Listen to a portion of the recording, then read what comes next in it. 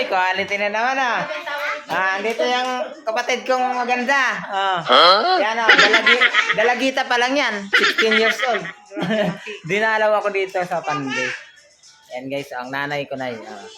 Nay! Wow! Ayan, nandito sila guys. Kahit konti yan, masarap yan. Ha? Yan na, may Goldilocks na. Bakit tayo?